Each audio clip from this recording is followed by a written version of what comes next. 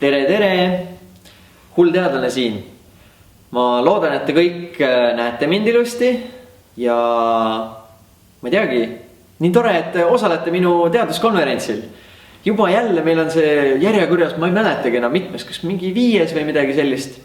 Aga igatahes selleks korraks on siis teemaks tervis, et kuidas terve olla. Ja täna meil on siuke vahva video, mille jaoks teie saite saata mulle küsimusi, millele mina siis vastan. Ja samuti ma siis teen vahepeal paar siukest katset ka. Et siuke, ma ei teagi kaua see video meil läheb, eks teie siis juba näete ka seda. Aga igatahes hakkame pihta. Et kõigepealt ma mõtlesin, et võiks niimoodi kaelast ära saada need erinevad korralduslikud küsimused, nagu öeldakse, et kuidas täpselt seda uurimistööd teha. Et ma loodan, et te olete juba natukene mõelnud ka selle peale, aga tegelikult on teil aega küll alles nüüd pihta ka hakata, et ma nüüd vastan teie küsimustele ära ja siis kui te saite midagi selgemaks, siis saategi oma tööga niimoodi vahvasti pihta hakata. Et esimene küsimus, kuidas uurimistööd vormistada? Et see on nüüd selline küsimus, et meil ei ole otseselt piiranguid pandud, et kui te tahate teha näiteks mõne video, siis see on väga vahva. Kui te tahate teha kirjalikult seda lihtsalt, siis see on ka väga oodatud.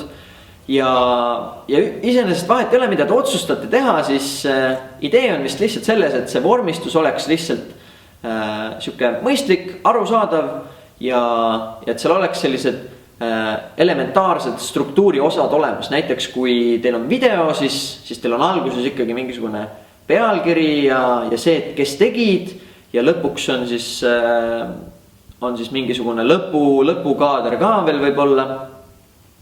Ja kui te kirjutate, siis loomulikult tiitel, leht, sisukord, sellised asjad, et kui te kõik need panete sinna kokku ilusti, siis ongi hästi. Aga tegelikult on kõige olulisem ikkagi see, et mis see sisu on. See vormistus on ainult siuke pigem nagu väike osa.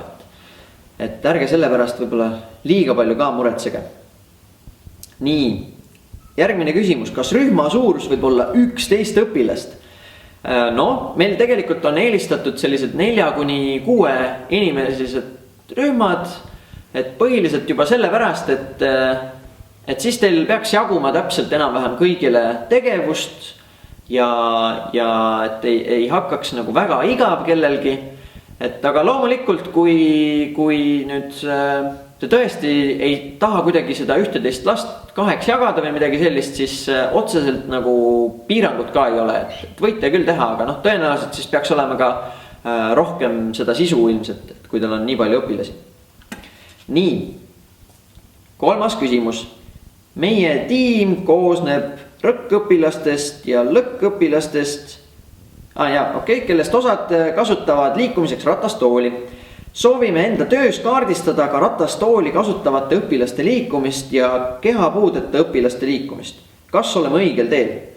Loomulikult olete õigel teel. Minu arust väga hea mõte, sellepärast, et see on tõenäoliselt selline asi, mida on isegi vähem uuritud kui seda, et kui palju tavaliselt lapsed liiguvad. Nii et kindlasti tuult tiibadesse ja ma usun, et võib väga põnev töö tulla ju. Nii, 4. küsimus, kuidas saada tiim tööle ehk kuidas ülesandeid jagada? Ausalt öeldes, see on ka üks asi, mis vajab lihtsalt harjutamist. Et ma arvan, et sellepärast on ka tore, et te seda teaduskonverentsi teete, et saategi seda natukene õppida, sest see on väga-väga oluline oskus tegelikult elus. Aga muidu selliseid näpunäiteid natukene anda, siis kindlasti tasuks vaadata, et kõigil oleks midagi teha, et kõik tunneksid, et nemad panustavad ka kuidagi sellesse, et see asi saaks tehtud ja tunneksid, et neil on midagi kasulikku teha. Samuti, et ühe inimese peale ei jääks liiga palju tegemisi. Ja siis 3. võib-olla lihtsalt see, et kui teil on võimalik, siis mõelda ka natuke selle peale, et kes milles hea on. Et alati tasub oma tiimis rõhuda just inimeste tugevuste peale. Et kes näiteks võib-olla on mingis valdkonnas hästi tugev, siis võib-olla just see ülesanne sobib talle hästi.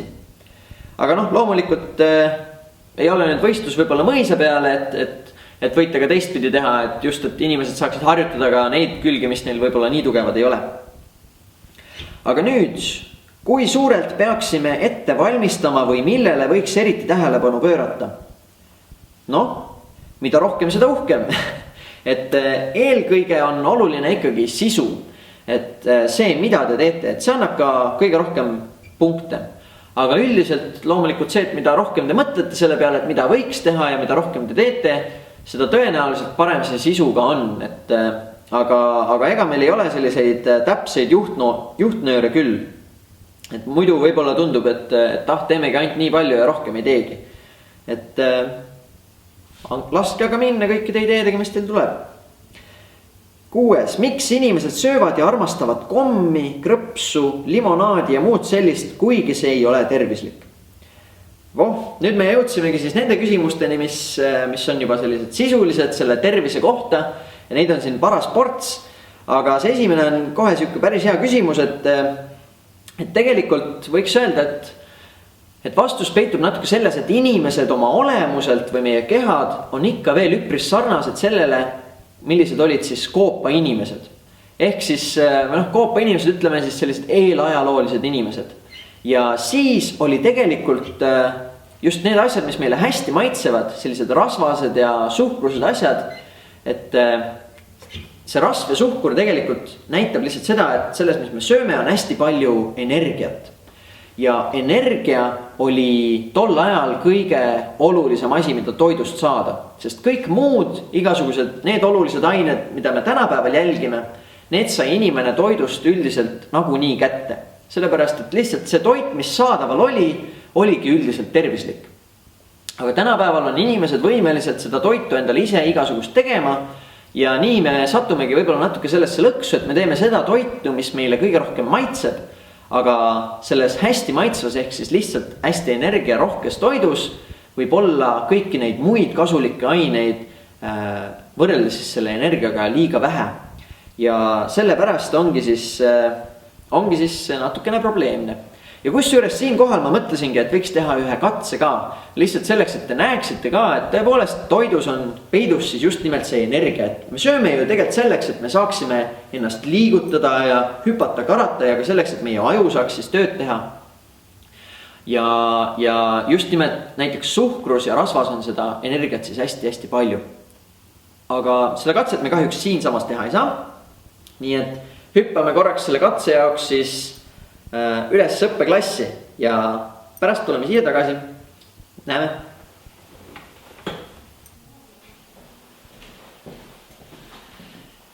Nii, aga teeme siis selle katse.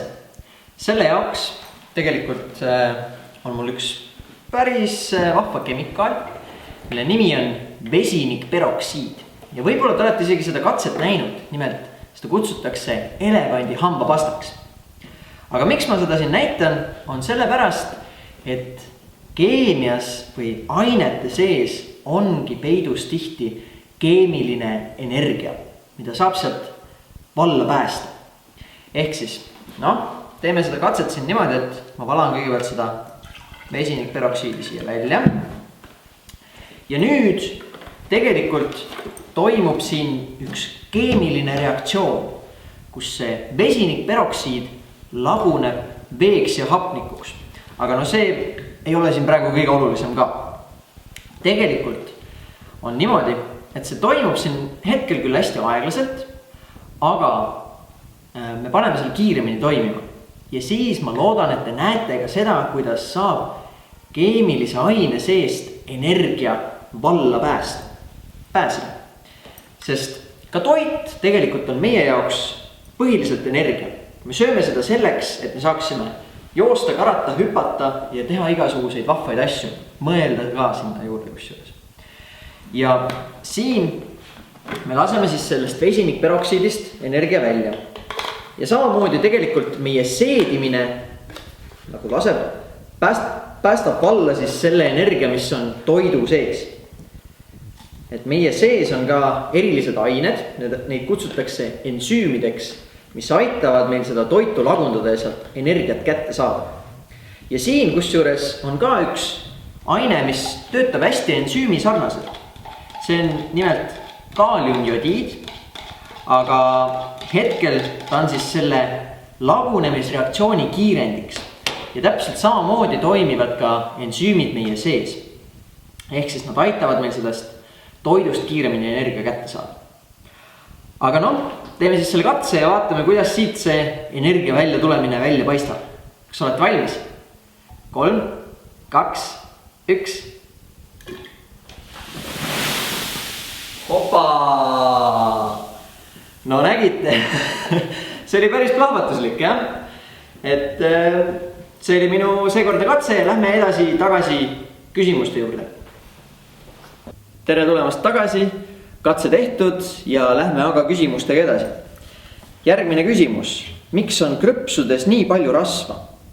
No eks see vastus on üpris lihtne siin, et jällegi, et lihtsalt, et ta maitseks inimestele hästi. Ja see, et miks see niimoodi hästi maitseb, seda ma juba vastasin teile eelmises küsimuses. Aga põhimõtteliselt jah, läheb samasse kohta. Ja järgmine, miks on soolane toit tervislikum kui magus? No, see ei ole nüüd alati tõsi. Näiteks õunad, pirnid, maasikad on õiges koguses vägagi tervislikud. Aga ilmselt on jah, koer maetud rohkem sinna, et sellised maiustused on just tihti magusad. Ja üldiselt üldse söögi vahekordade vahepeal igasugust näksimist süüa ei ole eriti hea. Ja lisaks on meil see, et nendes maiustustes, mida me sööme, on tihti hästi palju suhkrut. Ja see suhkur küll suures koguses kasulik meil ei ole. Nii et ma arvan, et seal on pigem asi selles, jah. Nii, ja järgmine küsimus kohe sinna samma auku, et kui palju siis kommi süüa võib? Et mis on see kommi kogus, mis on ikkagi okei süüa? Eks sellega on muidugi niimoodi, et mida vähem seda parem. Ega seda suhkrut me saame iseenesest juba oma tavalisest toidust nii palju, et isegi meie puuviljad on aastasadade ja tuhandete jooksul läinud magusamaks, kui nad kunagi olid. Nii et selle suhkru endale vajaliku me saame üldiselt kätte. Ehk siis mida vähem seda parem, aga noh, kui te tahate sellist, et kindlamat vastust, siis pakk kommi päevas on kindlasti liiga palju. Ja võib-olla siis, mis oleks selline okei asi, mis ilmselt teie tervisega väga midagi veel hullu ei tee on, siis kui te sööte võib-olla 1 või 2 kommi päevas. Et see ilmselt teile midagi väga hullusti halba ei tee. Nii, järgmine küsimus. Miks gaasilised joogid ei ole soovitatavad? Jällegi on asi selles suhkrus ikkagi, mis seal sees on. Et gaasilistes jookides on tegelikult tohutult palju suhkrut. Et kui te vaatate ka sealt, seal on kirjas ka, et mitu grammi suhkrut on ühes mingisuguses limonaadis, siis see on ikka väga palju, et umbes 1/3 sellest kogu joogist on suhkur tavaliselt. Aga jah, et miks siis räägitakse gaasilistest jookidest just, noh, võt see gaas iseenesest seal midagi halba otseselt ei tee. Noh, vähemalt sellises tavalises koguses, et hästi palju gaasilist jooki juua ka ei ole hea küll, jah. Et siis võib lihtsalt kõhus selline puhitus tekkida. Aga üldiselt näiteks gaasiline vesi on ikkagi tunduvalt tervislikum kui limonaad. Noh, vähem siis kahjulik kuidagi. Nii, ja mis juhtub, kui inimene sööb liiga palju? No eks palju asju juhtub. Alguses, kui ilmselt kõige kiiremini juhtub ilmselt siis see, et meie magu hakkab paisuma. Kui me sööme pidevalt liiga palju, sööme nagu isu täis ja siis sööme veel, siis magu peab minema suuremaks, et seda kogu toitu ära mahutada. Ja mingi hetk siis on magu nii suur, et eks ta hakkabki justkui nagu nõudma ka rohkem süüa. Ja see on tihti probleem siis inimestel, kes on nüüd juba söönud pidevalt hästi palju ja on juba rasvunud, siis pärast on ka raskem kehakaalus alla võtta, sellepärast et magu on ka juba paisunud ja justkui see söögi isu saab ka täis alles hiljem. Et siis tuleb juba rohkem nagu ennast kontrollida, et kui tavaliselt on võib-olla see, et lihtsalt alguses on söök nii hea, et tahaks ainult veel ja veel süüa, kuigi kõht on juba täis, siis seda kontrollida on tunduvalt lihtsam kui seda, et kõht veel nagu justkui täis ei olegi, aga ikkagi sa juba tead, et sa ei tohiks tegelikult rohkem süüa. Nii, ja mis siis edasi? Miks peab soolast toitu sööma enne magusat? Ausalt öeldes ei ole mingit väga suurt vahet, mis järjekorras süüa. Et see on pigem selline kultuuri asi, et meie jaoks on see lihtsalt normaalne, et süüakse soolast enne ja siis süüakse magusat peale. Aga pigem on jah oluline seda magusat lihtsalt mitte liiga palju süüa ja ka mitte pidevalt näksida, et ongi, et kui soolane söök on tulemas tunni aja pärast, aga kõht juba hakkab tühjaks minema, siis ei ole hea seda esialgset kõhutühjust kohe hakata mingisuguse kommiga täitma, et see on see asi, mille pärast öeldakse, et soolast toitu tuleks enne süüa. Nii, ja siis miks peab koolis sööma sooja toitu? No iseenesest soe toit on kehale lihtsamini seeditav. Ma arvan, et natukene on sinna peidetud, et sealt juba soojast toidust või kuumutatud toidust saame me lihtsamini oma energia kätte ja me ei pea seedimine, ei pea nii palju vaeva nägema. Aga muidu üldiselt jällegi, et soe toit iseenesest ei ole kuidagi otseselt tervislikum kui külm toit. Ta lihtsalt on teistsugune. Teda on kergem seedida, aga ka värskel toidul on väga oluline koht tegelikult just tervislikus toitumises, et salatid ja asjad on väga olulised. Nii, miks ei või puuvilju külmkapis hoida? Nii ja naa, mõnda puuvilja tegelikult isegi tohib, aga pigem on siin vist jah see, et igasugused viljad on hästi erinevad. Et siuke hea rusikareegel on see, et kui mingi vili kasvab hästi soojas kliimas, siis enamasti tal ei sobi olla kuskil külmas kohas väga kaua. Et võib-olla jah, et mingeid banaane ja asju näiteks ei panda üldiselt külmkappi. Samas kui õunasid hoiustatakse ju, vanasti hoiustatigi keldrites, kus on ju tegelikult jahedam tunduvalt, et nad ei läheks nii kiiresti halvaks ja see õunale nüüd midagi tohutult ei tee küll. Nii, ja mis siis veel? Siin on siis, miks aju külmub, kui juua jääjooki? Et see on siuke väga põnev küsimus ausalt öeldes, sellepärast, et ega täpselt keegi ei tea. Sest mitu teooriat on, aga põhimõtteliselt me teame nii palju, et meil tekib siuke imelik tunne siis peas, kui me joome seda jääjooki palju ja ma ei soovita seda nüüd proovida, ega see pigem on see valus ausalt öeldes.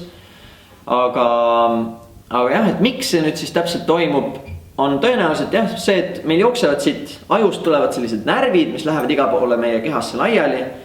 Ja tõenäoliselt kuidagi see külm, mis sealt tuleb, mõjutab mingisuguste nende närvide tööd niimoodi, et me tunneme siis siukest väga imelikku tunnet, mida me tavaliselt ei tunne.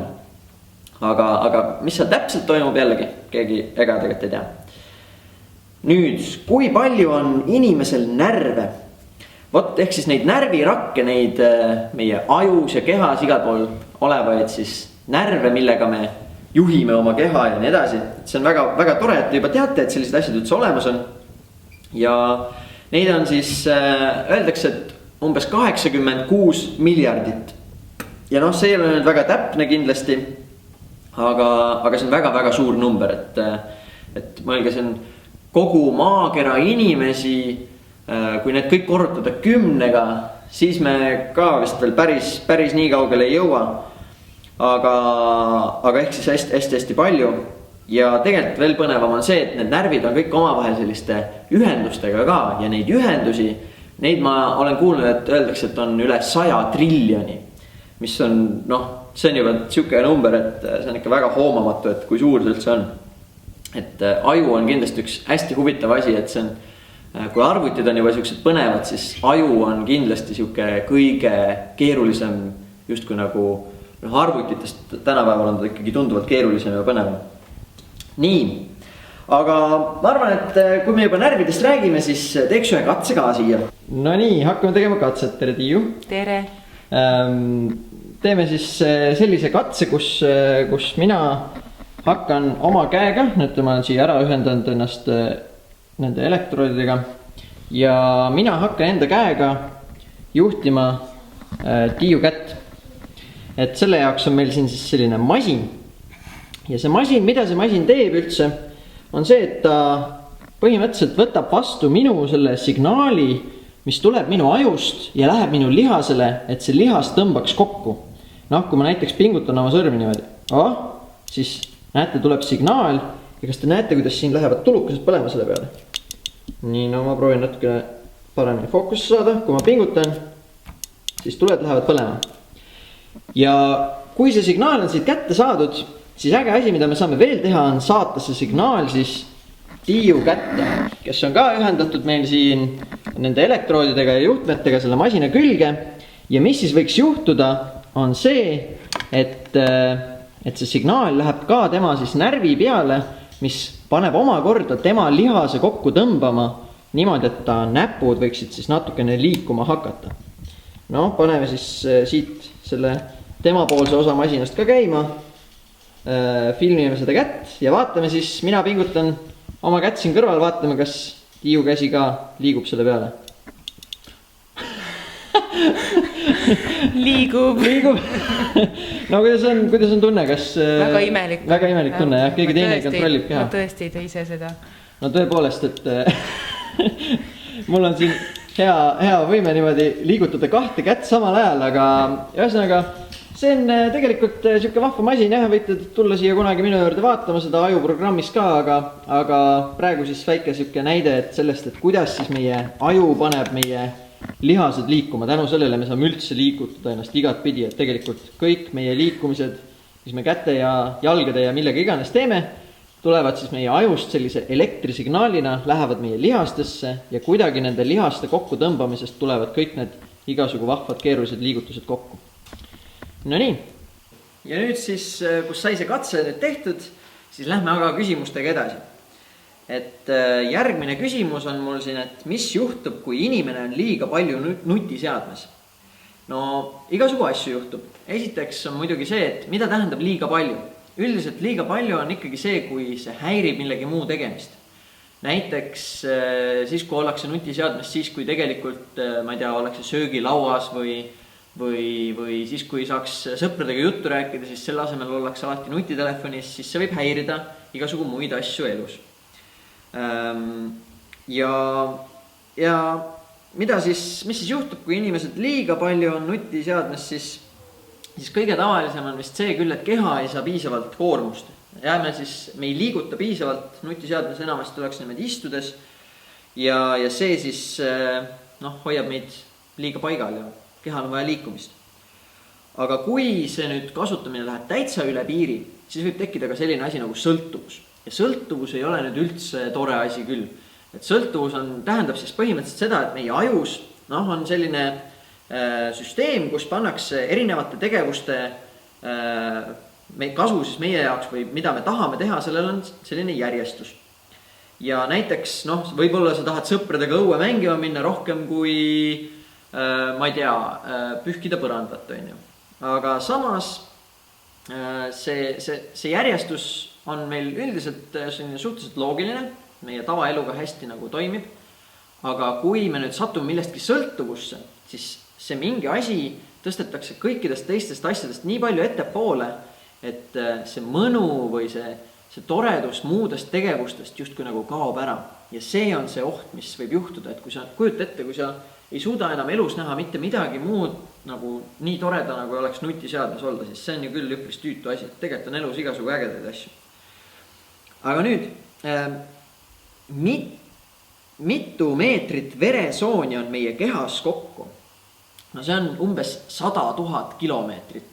See on, mõelge ikka päris palju, et kui Tallinnast Tartusse on siuke peaaegu 200 kilomeetrit, siis see oleks nagu 500 korda edasi-tagasi käimist. Kujutate ette 500 korda. Terve aasta käite iga päev ühe korra niimoodi edasi-tagasi ja siis käite veel pool aastat peaaegu peale. Nii, järgmine. Miks peab vett jooma? Esiteks on muidugi see, et meie kehas peab olema vesi. See on natuke nagu kaks vastust, et ühelt poolt meie keha koosneb hästi suurelt osalt veest. Nii et see vesi on vaja siis peab olema nagu meie sees. Selleks, miks meie kehal on vett vaja, see on põhimõtteliselt see, et kõik rakud, millest me koosneme, on veega täidetud. Ja miks nad on veega täidetud, on sellepärast, et esiteks on asju lihtsam liigutada.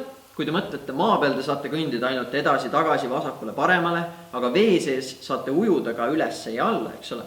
Siis saab rohkem liigutada erinevates suundades rakus asju. Ja samuti vee sees saavad toimuda teatud keemilised protsessid, mis nagu muidu ei saa toimuda ka. Aga miks miks me siis üldse, miks me vett peame juurde jooma, miks see vesi lihtsalt ei püsi meie sees, see on ka siis, et kuhu kaob see vesi, mis meie sees on. No üks osa näiteks on see, mis me hingame välja, võib-olla te ei ole kuulnud, aga me hingame välja väga suures koguses gaasilist ehk siis sihukest nähtamatut vett. Ja samuti siis igasugu pissimisega ja niimoodi ka higistamisega kaob ka vett loomulikult. Nii, järgmine küsimus, miks me vananeme? See on ka väga hea küsimus, keegi tegelikult täpselt ei tea, aga väga palju põnevaid uurimusi on selle kohta küll juba. Näiteks me teame ju seda, et mõned loomad justkui ei vanane. Näiteks hüdra on siuke loom, kes põhimõtteliselt nagu justkui, ta ei vananegi, ta sureb küll, aga siis kui keegi ta näiteks ära sööb või midagi sellist. Aga mis see vananemises võiks olla? No üks selline hea teooria ja selline lihtne nagu võrdlus ka, mis oleks nagu teha, on see, et kujutage ette, et meie sees on siuke geneetiline või info, mida siis pidevalt kopeeritakse. Näiteks kui üks rakk sureb ja siis see asendatakse uue rakuga, siis see uus rakk tuleb teha mingisuguse info põhjal. Ja see info nüüd iga kopeerimisega võib natukene muutuda ja vahepeal ka siis saada kahjustatud. Et kujutage ette näiteks, kui teil oleks üks paberileht täis kirjutatud mingisugust teksti. Ja te peaksite selle kirjutama nüüd ümber. Ja kirjutate ümber, siis tõenäoliselt ei tee eriti palju vigu selle ümber kirjutamisel, eks ole. Et tuleb suhteliselt samasugune, see uus rakk on suhteliselt samasugune. Aga kujutage nüüd ette, kui te kirjutaksite selle uue teksti, võtaksite nüüd esimeseks tekstiks, kirjutaksite uuesti ümber ja siis uuesti ja kogu aeg võtate selle uue teksti, mis te just kirjutasite, siis need väikesed vead, mis on vahepeal tehtud, jäävad kogu aeg alles ja järjest tuleb uusi vigu juurde. Ja kui seda nüüd teha tuhandeid ja tuhandeid kordi, siis lõpuks võib ju tõesti see tekst olla selline, et sealt ei ole enam seda aru saada, mis seal alguses siis öelda taheti. Ja see ongi põhimõtteliselt siis vananemine, et meie rakkude paljunemisega kogu aeg see meie geneetiline info natukene saab kahjustatud. Ja niisama ka muidu ka mingi radioaktiivsuse ja teatud asjadega, teatud narkootikumide asjadega ka võib saada kahjustatud. Nii, aga nüüd siis järgmine küsimus. Mitu sammu peaks päevas tegema, et olla terve? No ega seal väga täpselt vastust ei ole, aga üldine siuke suurusjärk või arv, mida öeldakse, on enam-vähem 10 000. Et see on siuke üpris hea kogus. Et kui teil on mingi sammu lugeja näiteks, siis võite vaadata, et kui palju te sellest ära teete. Nii, mida trenni tegemine teeb sinu kehaga? Oi, nii palju ägedaid asju teeb. Esiteks, lihased muutuvad sitkemaks, tugevamaks, energia saab kulutatud, see mida te sõite, selle energia saab nii-öelda kulutatud ja kusjuures kehas tekivad ka sellised ained, mis tekitavad nagu mõnutunnet, et võib-olla olete pärast trenni visanud niimoodi pikali ja tundnud, et nii hea on olla, nii mõnus, et see on tõesti siuke asi, mis tekibki trenni tulemusel ja püsib kusjuures täitsa mitu päeva, nii et niimoodi iga mingi 2-3 päeva tagant trenni teha on nagu eriti hea. Siis on nagu mõnusam olla ka. Ja nüüd, miks inimesed haigeks jäävad? No, on erinevaid haigusi, on hästi palju nagu erinevaid ka selle poolest, et millest nad tekkisid. Näiteks geneetilised haigused on sellised, millega inimesed lihtsalt sünnivad. Nad ei ole mitte midagi valesti teinud, neil ei olegi mitte midagi teha olnud, nad lihtsalt sündisid selle geneetilise haigusega. Siis on ka sellised haigused, mis on nii-öelda elustiili haigused, ehk siis inimesel on küll eeldus, et geneetiline eeldus või selline, et ta sünnib juba sellisena, et talle võib see haigus tekkida, aga see näiteks ei tekki siis, kui ta elab väga tervislikult. Siis see haigus ei pruugi üldse tekkida. Ja siis on ka sellised haigused, mis on näiteks nakkushaigused. Need on siis sellised, et need levivad inimeselt inimesele. Et kui keegi näiteks köhib või aevastab niimoodi, et ta ei aevasta ega köhi oma varrukasse, vaid lihtsalt niimoodi näiteks pihku kas või ja siis selle käega läheb, katsub mingit asja, keegi teine läheb, katsub seda sama asja, siis ta võib sealt pärast saada need bakterid endale nii-öelda või viirused, kui ta näiteks sööb niimoodi, et ta vahepeal ei pese käsi. Ja siis on igasugu haiguste tekkimise viise on veel, kas või näiteks see, et isegi kui te kukute näiteks, siis põhimõtteliselt võib ka teil tekkida mingisugune haigus nii-öelda. näiteks eriti, kui saab mingi peapõrutuse, kui ei kanna kiivrit, kui te sõidate rattaga, siis sellest võib päriselt jääda selline asi, mis jääbki teid nagu saatma terveks eluks. Et mingid sellised probleemid. Nii, miks peab magama? Ka väga hea küsimus. Et see on nüüd, sellele on nii palju vastuseid, et jällegi peaks vist ütlema, et ega vist nii täpselt ei teata, aga teatakse palju, aga lihtsalt ei teata veel kõike. Et me teame näiteks, et inimesed, kes ei ole maganud, nende mälu ei tööta nii hästi, nende tähelepanu ei ole nii hea ja palju asju veel, et nad on üldiselt väsinud selles mõttes.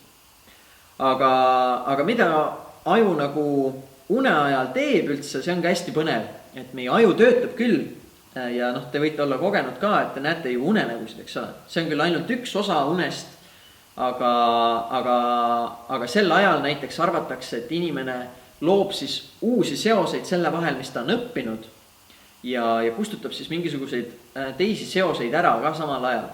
Et magamine justkui nagu, kujutame ette, kui inimene ärkab üles, siis ta hakkab kogema järjest uusi asju, kogeb uusi kogemusi ja asju ja need kuhjuvad päeva lõpuks niimoodi suureks kuhjaks. Aju on nagu täis uusi kogemusi ja kõik need nagu me ei saa järjest kuhjata uusi kogemusi sinna otsa, vaid mingi hetk on vaja teha siuke väike puhastus, jätta mingid asjad alles ja mingid asjad võtta ära, et oleks uuesti ruumi uutel kogemustel nagu salvestuda. Ja selle jaoks ongi siis vaja magada, et magamine siis kustutab ära mingid teatud asjad ja jätab mingid teised asjad just alles ja teeb isegi tugevamaks, sellised mälestused. Samuti puhastab aju ennast sel ajal igasugustest ainetest, mis niisama tekivad selline mõttetöö käigus ja nendest on ka vaja vahepeal siis puhkust ajul. Nii, kuidas tekivad bakterid ja miks toit läheb hallitama? Ka väga hea küsimus, et bakterid tegelikult, kui te mõtlete, siis iseenesest nad ei tekigi nii väga, nad on igal pool olemas lihtsalt. Et bakterid on nii pisikesed, et me ei näe neid. Ja kui neid on palju, bakterid ja seened mõlemad, et kui neid on palju, siis me võime hakata neid nägema. Aga põhimõtteliselt on nad igal pool siin, näiteks selle laua peal ka, siin on kõik bakteritega kaetud. Ja minu käte peal ja üle teie keha tegelikult on ka igal pool bakterid. Aga enamik nendest bakteritest ei tekita meile siis mingeid probleeme. Et kõik bakterid esiteks ei ole halvad ja teiseks oleneb ka hästi palju sellest, et kui palju neid on. Et kui bakterid on hästi palju, siis on meie haigeks jäämise risk on tunduvalt suurem kui siis, kui neid on nagu väiksem kogus. Ja miks see toit siis hallitama läheb? Kujutame ette, meil on mingi toit, siis see toit on nagu bakterite jaoks ka toit. See on nagu sööb, kütus, millest nad saavad elada. Ja kui seda nüüd on piisavas hulgas, siis bakterid saavad hakata paljunema. Ja kuidas see siis käib? Ma ei tea, kas te teate, aga bakterid paljunevad pooldudes. See on umbes niimoodi, et kujutad ette, et mina näiteks läheksin nüüd kuskile sinna taha nurka ja siis poolduksin ja siis järsku oleks 2 hullu teadlast. Ja siis need kumbki läheks veel oma kuskile nurka, sööksid veel vahepeal mingisugust toitu ja siis poolduksid ja siis oleks juba 4 hullu teadlast, sellepärast et mõlemad 2 hullu teadlast uuesti pooldusid, tekkis 4. Mul nüüd katkes video korraks ära, aga et siis oleks nagu 4 hullu teadlast. Ja nüüd kujutage ette, kui nemad jälle paljunevad, siis oleks kohe 8 hullu teadlast. Ja kui nemad kõik paljunevad, siis oleks 16 hullu teadlast. Ja teate, mis on veider? Kui nad niimoodi esimesel paljunemisel, siis tekib 1 hullust teadlasest 2, siis kui nad on 10 korda oleks niimoodi juba paljunenud, siis oleks juba 1000. Ja kui nad nüüd 1 korra veel paljunevad, siis oleks juba 2000. Ehk siis see järjest, see kogus kasvab iga korraga hästi kiiresti. Ja sellega on nagu hea näide ka see, või hea selline mõtlemisküsimus, et kujutage ette näiteks sellist olukorda, kus on üks tiik ja see tiik täitub siis üleni bakteritega. Ja bakterid paljunevadki täpselt niimoodi, et nad lähevad järsku lihtsalt pooleks, 1 saab 2. Ja nüüd, kui te nüüd seda teate, siis mõelge, kui 50 päeva läheks selleks, et kogu tiik oleks baktereid täis, siis mitmendal päeval on pool tiiki bakteritega täidetud. Mitmendal päeval on pool tiiki baktereid täis. kui hakata niimoodi umbes mõtlema, siis tihti inimesed mõtlevad, et äkki mingi 30. või 40.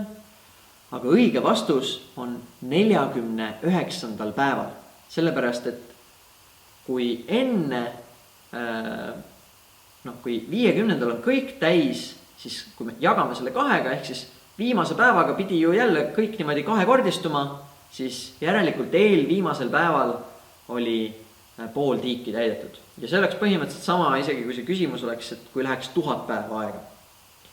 Ja see on põhimõtteliselt ka see põhjus, miks toit läheb nagu väga järsku halvaks. Et seal alguses on need paar bakterit, kelle ärasöömine ka ei tee meile mitte midagi, aga mingi hetk see bakterite kogus või seente kogus seal siis paljuneb nii plahvatuslikult, et siis seda ei ole meile hea enam sisse süüa, sellepärast et meie keha kaitsesüsteemid ei pruugi enam seda võitlust võita.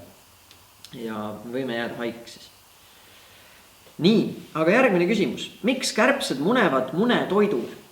No eks ikka sellepärast, et sealt kärbeste munadest tulevad välja vaglad.